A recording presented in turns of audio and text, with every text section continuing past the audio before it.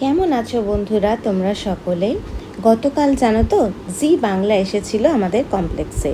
ওদের একটা পুজোর আগে ইভেন্ট হয়, গেট সেট পুজো, আর এটা ছিল সিজন 5। তো স্কুল থেকে ফিরিয়ে আমিও গেট সেট রেডি হয়ে জি বাংলার ইভেন্টের জন্য আমাদের যে পার্টি টেরেস আছে ওখানে চলে গেলাম। গিয়ে তো দেখি মস্ত বড় আয়োজন হয়েছে। পুজো সিজন 5 নিয়ে জি বাংলা তো নিশ্চয়ই দেখা হয়। বেশ ভালো লাগে, আমরা এখানে এসেছি, ভীষণ ভালো লাগছে।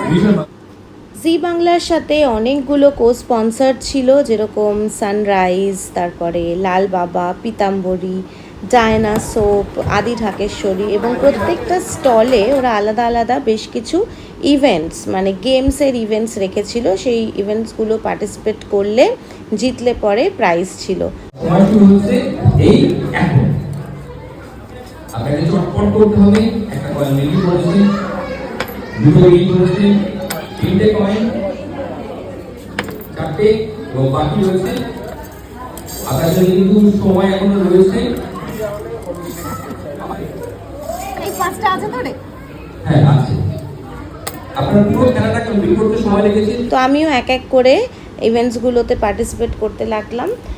যেরকম সানরাইজে ছিল ব্লাইন্ড ফোল্ডেড হয়ে ওরা মশলার গন্ধ শুকে মশলা চিনতে হচ্ছিল। তারপরে ডায়না সাবানেও ওখানে সাবানগুলোর গন্ধ শুকে সাবান বলে দিতে হবে কোনটা কোন ফ্র্যাগরেন্সের সাবান। লাল বাবা রাইসের ছিল হচ্ছে একটা bowl of full of rice ছিল, তার মধ্যে 5টা কয়েন্স, আমাদেরকে 5টা কয়েন্স, যে যত কম সময়ের মধ্যে ওগুলোকে খুঁজে বের করতে পারবে। এছাড়াও memory game, cooking competition, fashion show, মানে কোনো কিছুই বাদ ছিল না। যাই হোক, আমাদের সন্ধেটা সকলের খুব ভালো কেটেছে। তার জন্য জি বাংলার পুরো টিমকে এবং ডিটিসির তরফ থেকে উদ্যোক্তাদের অসংখ্য ধন্যবাদ রেসিডেন্টসদের এমন একটা সন্ধ্যা উপহার দেওয়ার জন্য। সবার আগামী দিন খুব ভালো কাটুক, দুর্গাপুজো তোমাদের খুব মজা করে কাটুক।